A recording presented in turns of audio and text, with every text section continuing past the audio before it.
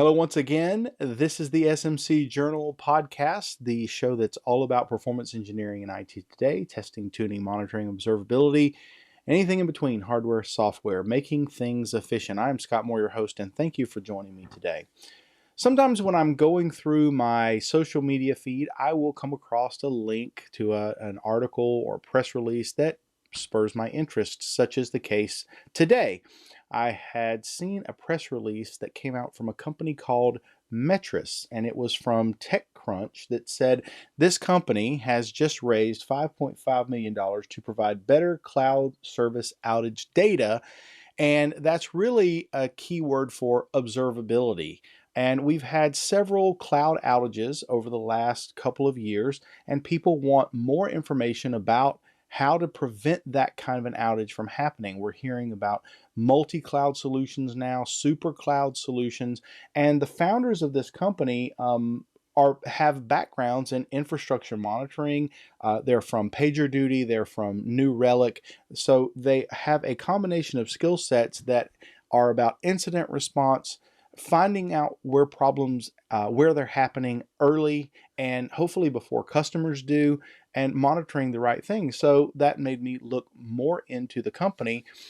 So I looked at their website and saw that that's exactly what they do. If you are having problems with the cloud, no matter what provider you're using, or maybe you're serverless and you need to make sure that your backend is operating properly, that's what Metrist is for. So as I look at the About page, it actually talks about they're on a mission to make the world more reliable by creating actionable observability for the web's most foundational cloud products. So of course I'm interested in that. So I contacted some of the founders of the company, and they graciously agreed to an interview today. And that's what we're going to talk about on today's show: is Metrist and actionable observability.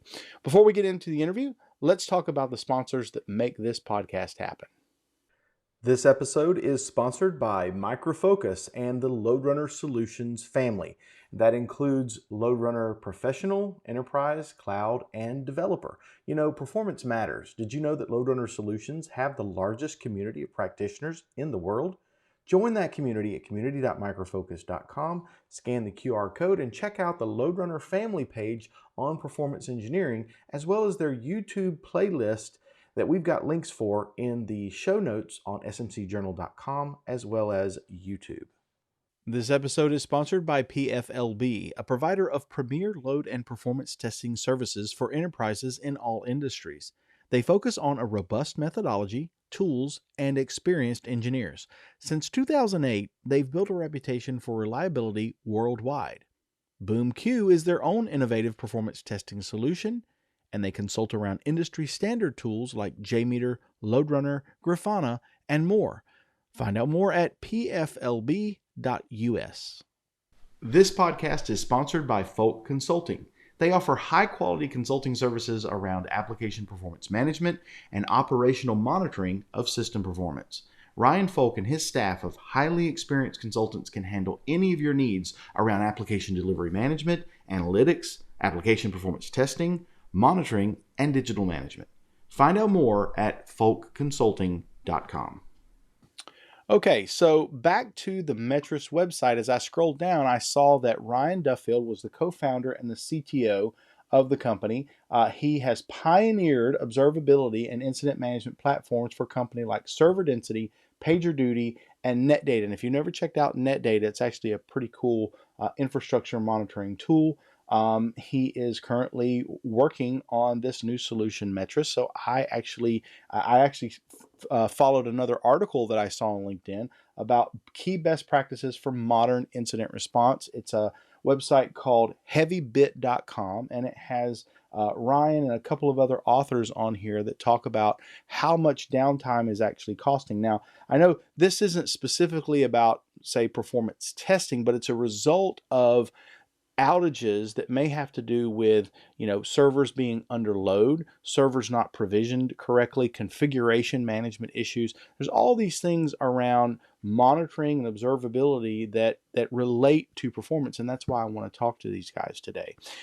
So the first thing I thought about was, if you're serverless, one of the things we learned from Jeremy Profit on the performance tour this year is that one of the biggest concerns for serverless application administrators is upstream, downstream, third-party providers. Are they up? Is that why I'm not up? Is because some other dependency that I have is not up, and they need to stay on top of that, as well as provide that data back to those other providers so they understand who's down and when. As we get into a world where there are multiple cloud providers at the same exact time, this is going to get more and more complex, and we're going to need more data and better data, and we're going to need a way to visualize that as well. So I asked Ryan if he would be willing to do a short interview with me, and he agreed to it. So here's that interview. Hey, Ryan, welcome to the SMC Journal podcast. Hi, Scott. How are you? So you're with Metrist, and I'd like to find out about you and about your company, Metrist, and what you do. Can you tell us a little bit about yourself? Sure. I'll start with myself. My name's Ryan. I've been a software developer. I think my first line of code that was used in production was written back in 1995. So I've been doing this a while. The latter part of the more recent part of my career has been spent in the infrastructure monitoring space, and most recently at PagerDuty and NetData. So NetData is an infrastructure monitoring open source tool. Mm-hmm. So I was there, and then 7 years prior to that, I was a software developer and product manager at PagerDuty. So out of all of that, my co-founder Jeff and I. So Jeff worked for New Relic and PagerDuty as well. We saw an opportunity in the market and some gaps in visibility of certain things, and decided to create a company to build a product to solve those problems. So the what Metrist does is, in one sentence, it helps you monitor your cloud dependencies. So we define a cloud dependency as anything that you rely on that's in the cloud that you didn't build. So this can be, a cloud provider, so AWS, GCP, Azure. This could be a SaaS tool that you're relying on, so Zoom, Jira, something like that, or it can be, an API or set of APIs that you're relying on, Twilio, Stripe, EasyPost, these sorts of things. So our software helps you monitor those cloud dependencies that you rely on. That's essentially the crux of what we're doing. This is interesting because when you come from an infrastructure monitoring background, infrastructure has changed on us over the last several years, in that as everybody's made this cloud migration, we're now dealing with these environments that are temporary now. That we used to monitor things that were always there, and now they may only be there 15 minutes, and it's different machines. We've auto scaled up, we've auto scaled down, and so this seems to me like this is much needed in the market for a couple of reasons. Number one, the cloud migration, but number two, when people decide to start going serverless, it seems like third-party dependencies upstream and downstream are really important to keep track of. So is Metrist a tool that somebody who's thinking about moving totally serverless, that would be an excellent thing for them to have? I would say so. So, and some of the serverless, some of the more, I'd say, like de facto serverless tools that are out there now, AWS Lambda, Azure has something called Functions. These are things that we actively monitor. So what Metrist does that's a little bit different is Metrist is software that does two things. It has an end-to-end test runner. So we have defined hundreds of tests for up to, I think it's 60 cloud providers at this point, that tests end to end all the different products that they have. So it's beyond just pinging, is Lambda up and running? It's actually creating a Lambda in different languages, running those functions, reporting back on, how long it took to create a Lambda, run an existing Lambda, and we report all that telemetry back so that you can really understand not just how Lambda is doing, but how Azure Functions might be doing, and then you can compare the data between the two. to see how different, in this case, serverless technologies are performing. But we do that for, like I said, all the cloud providers and a bunch of APIs as well. So let me ask you this. So it sounds to me like, I'll give you an analogy. There's end user monitoring that's out there with synthetic monitoring, where you can create these scripts that go through the exact processes that a business user or end user would do, give you timings and other metrics about that experience of that user. It sounds to me like you're doing the same thing, but on the back end side of this, where you're actually recreating those steps and those processes that make this machine run, your application run on the back end, and verifying that and giving you telemetry around that. Is that right? It's exactly what we're doing. In fact, the first rendition of what we did, we called them synthetic metrics. But that's a very loaded term now. Yeah. Yeah. And different, things like New Relic and Datadog and even Grafana have a synthetic tool, which are similar but not quite the same. But you're absolutely right. It's stitching together an end-to-end workflow. The example I usually give is like, you can call an endpoint and it gives you a 200, but maybe that endpoint is supposed to send you an email and fire a webhook. A synthetic test nowadays wouldn't test those things. We do. We actually monitor to see how long did it take to get that webhook and to get that email. So that's the first part of what Metrist does. The second thing that we do is we will tie into your existing applications through language plugins and an eBPF executable, whichever one you choose to use, to see real time for those applications that are integrated with third parties with cloud dependencies. Tie that data in with our end-to-end testing data, and now you get to see like a really interesting picture of you get to see a lot more data about what's going on. So you mentioned eBPF, so I got to key in on that. This is something that I'm seeing a lot more traction in the market about eBPF. How are you utilizing that? Because I think I understand it. I've seen enough information about it. Some of my friends that do podcasting as well, like Henrik Rexed, has been talking about it. But can you describe kind of what it is or why you're using that technology and what information you get out of it in Metrist?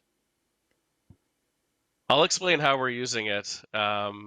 Essentially, how we're using it. So I said Metrist is both a test runner and a collector. What I mean by collector is it can receive telemetry over a UDP port from your different systems. The eBPF executable allows someone who maybe doesn't want to fiddle with a language plugin. So maybe you're running applications in Kubernetes, or even more simply on a single host, but a bunch of Docker containers. One's running Java, one's running C#, one's running Ruby or Python. Each one of these things is integrated with some kind of cloud dependency. Our eBPF executable says, well, whatever goes over the wire, that's HTTPS, that's going over TLS, we can collect all of that. Sounds a bit dangerous and sounds scary, but from the collector, you can then say, here's what I think Metrist should care about and report on. So it's completely transparent and, of course, open source. So so it's a kernel level thing that lets us inspect network traffic to make things easier, to report on third parties that you might know about, and even do auto detection. Like maybe there are third parties you're talking to that you don't even know about. This would help show those. I think other things I've heard about use similar like network sniffing abilities, but more for internal things, like let me see a spider graph of all my microservices or something like that. So we're using it strictly in what are all the TLS calls you're making basically to the outside world. So here's a question for you.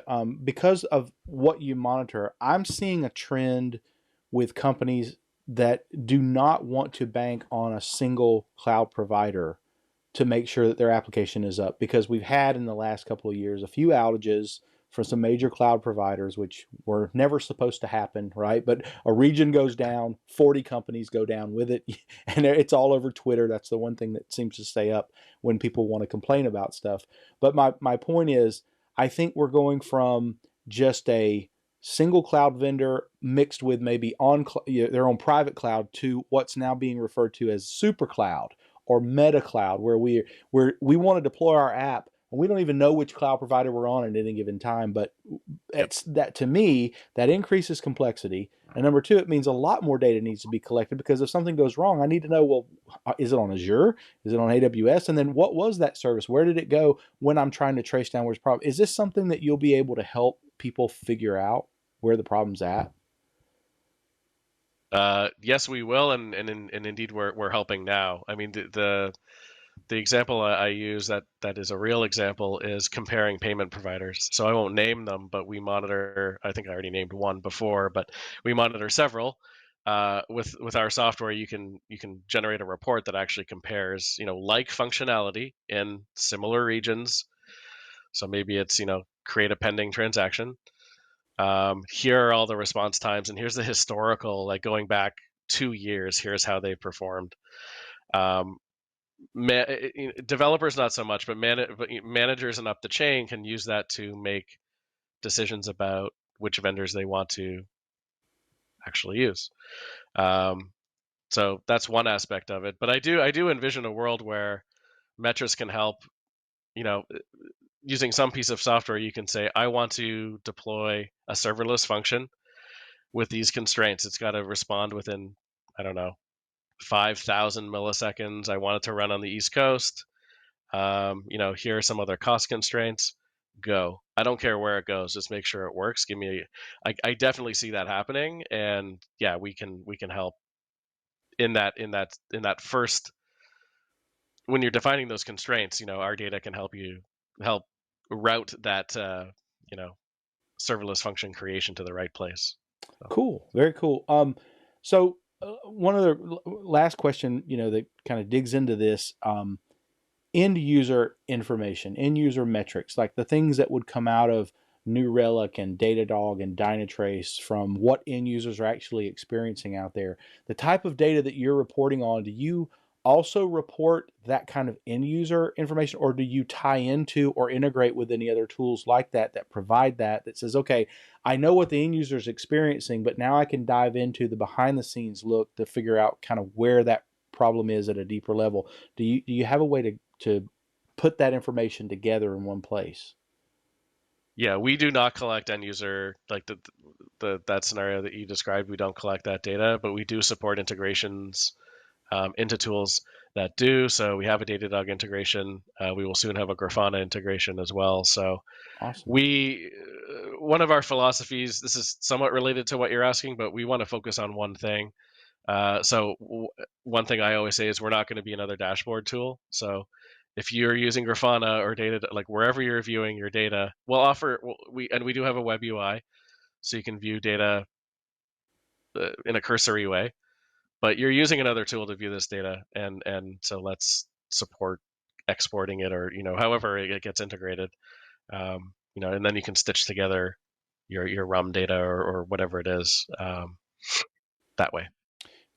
One other thing I'm seeing out there, just fresh off of KubeCon, is cost and efficiency of an application. So it's one thing to be able to deploy everything, containerize and auto scale, but people are having to over provision. They're spending way more money than they thought they were going to. The information that you're providing is also either aiding and assisting in seeing the full cost of this, and pointing people to how they can reduce that cost? Do you work with a tool that would do that, where you see the information of how much you're using of something, or how much something is costing from a performance standpoint, and then kind of relating that back to the dollars and cents of a cloud bill? Do you help reduce that? It's an interesting question. I wouldn't say we explicitly help. I'm sure there are times that you could use our data to sort of discern that, but no, we don't do any sort of um, cost assessment or budgeting or that sort of thing. I would say the one area where it does come up is because we offer these end-to-end functional tests out of the box. If you choose to run that from your own cloud environment, and we do have customers that do that, you're going to incur a cost. If you're spinning up, you know, something in, well, even if you're spinning up a Lambda and running it, it might be microsense or Mm-hmm. whatever, whatever unit of price they're using these days. Um, so in that regard, anecdotally, people have said, "Oh, I didn't realize, an RDS instance spinning it up and running it for 30 seconds would cost so much. But that's probably where it ends for us. Again, there are probably integrations we could build to do that, but that's I not our just core. seeing it as an emerging thing that's becoming really I important to agree. people, because it's one thing for the developers to be able to say, "Hey, we did this cool new thing that we can do," and then the CFO comes in the room and says, "You did what and how much? What It's am I co- looking at? it's Is this built?" Why Performance is it is costing 15,000 a month to do this? exactly. So we're getting into an area where traditionally performance engineers just cared about, is it fast, but now we care about, is it also efficient, in the sense of not only performance efficiency but cost efficiency, because everything is monitored in the cloud in the dollars and cents, every call, everything that you're using. So that's going to become more and more important in Absolutely. the future. So I understand that you've got a short demo that we can actually view Metrist in action that we can look at. Is that right? We do. Okay, let's go to that demo right now. So here's the high level overview. We believe that apps are built on top of other apps. And really what that means is that we have a whole ecosystem of cloud providers, from AWS to Stripe to Twilio to GitHub, that we use to either power features in our app or run our workdays as engineers and product developers. And when one of those goes down, we risk going down. But the problem that we identified is that it can be very hard to discover and verify when a third party cloud dependency is causing the problem. And even harder after that is to hold a vendor accountable to the SLA that they promised, because they really hold all the power. So what I want to do is just use the next minute or so to show you how Metrist can help your team identify issues with third parties much more quickly with a lot more clarity, and how we can help you hold your vendors accountable with real data that is actually trusted. All of those things should result in better uptime for you and your apps. So, okay, let's jump into it. So one of the first things that Metrist does well is we put all of your third parties in a single place. I recently read a stat that said the average digital business uses 137 cloud dependencies. And so instead of going to dozens of different status pages when you get alerted and think it could be one of your many infrastructure products like Cloudflare, Snowflake, or something from AWS, we put all of those things right here in a single place. And I'm showing you an account that only has a few configured, but out of the box, we monitor 64 different products. And here's an example of what some of those other ones are. But our agent can monitor any third party that you use, even if we don't have an out of the box functional test for it. The second thing we do is we help you verify these things very quickly. And that's because we have alerting on what we do. So we are constantly monitoring the functionality of all of these products. So if we were to look at Azure virtual machines, we are constantly seeing if we can create instances, run instances, terminate instances, and describe a persistent instance, which basically means, is it alive? And anytime we see a problem with that, we can notify you. And I'm showing you where I have us integrated into a Slack demo account. And you'll see today, Azure Virtual Machines was partially down at 11:18 because in a single region, East US, we were unable to create instances. 10 minutes later, it was healthy again. And so that is how we help your teams understand very quickly, because the reality of this is that this issue probably never made the Azure status page. I haven't looked, but I can almost guarantee it. Um, the interesting thing, though, is that even if it did make the status page, it typically takes 20 to 30 minutes before they update it. Okay, almost done. Last one I wanted to show you, and that's how to hold your vendors accountable. So you might have seen this earlier, but one of the other things we're doing is we are comparing Metrist's functional tests that run continuously against what the vendor updated their status page with. And over the last 90 days, Azure has only had one update to their status page about Azure VMs in North America. And it was on this day to say there's a little bit of waiting for virtual machines. But Metrist tests actually showed that there was, what is it, 6 different days in the last 90 where they had at least a partial outage. So the one today with creating instances, it actually happened twice, a 30-minute one and two 30-minute ones there. And then it happened again on the 27th of September and again on the 7th. And this kind of data allows you to really show your vendors, hey, look, I can't trust your status page because it doesn't match. Here's what I'm seeing, and I need you to be better. I need you to go from 3 nines to 4 nines. Okay, Ryan, thanks for the demo there. So now that you've gotten this funding and the Sure. company is full steam ahead, Where do you plan on taking Metrist from here? There are a couple things we'll be working on. One, we'll be improving our end-to-end test bank that we have. So like I said, we've got a few hundred tests across 60 providers. We need to increase that number pretty steadily, but we're also going to be releasing some documentation and open sourcing all of those tests. So I should say they can be written in any programming language. There's a small protocol that you adhere to. We really want to help build a community who are writing these tests and sharing them amongst everyone. So that's one thing. And then the other is really focusing on like what are some deep integrations we can build. I've mentioned Grafana, so that's one. Particularly in the alerting case, like we'd like to be able, if you want to use Grafana for your alerting rather than our alerting engine, you should be able to do that. So that's one thing. But also, in the case where you don't necessarily want to install an agent, quote unquote, what are some ways we can deeply integrate into cloud providers themselves such that we can collect a lot of the same telemetry without you having to worry about installing, on-prem software. So those are some of the things we're working on the roadmap. Yeah, those are the ones that come to mind. I'm sure you've got many challenges ahead of you as we move forward here. We certainly do. Yes. Well, thank you so much, Ryan, for being on the show. We'll make sure that we put links out there to the company and some of the press releases that you've had out there to let more people know about Metrist. And thanks again for being on the podcast today. Great. Thanks, Scott. It was awesome to be here. Thank you.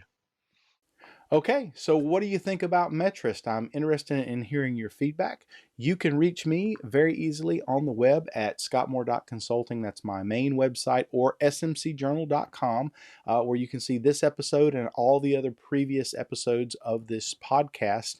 And this is episode 96, can you believe it, in 1 year. So we've got a lot of stuff if you haven't seen it. A big library of stuff to read. There's my LinkedIn URL as well as my Twitter handle. You can also subscribe to this channel and see all the new stuff that's coming out. The channel has not only this SMC Journal podcast that's weekly, but also the monthly show, The Performance Tour, where we have even more content as well as some entertaining content as well. If you want to email me, of course, you can reach me at help@scottmoore.consulting. Pretty easy to do that. I would love to hear your feedback about this or any other show. So thank you for watching again today. And for this episode of the SMC Journal, this is Scott Moore saying bye-bye.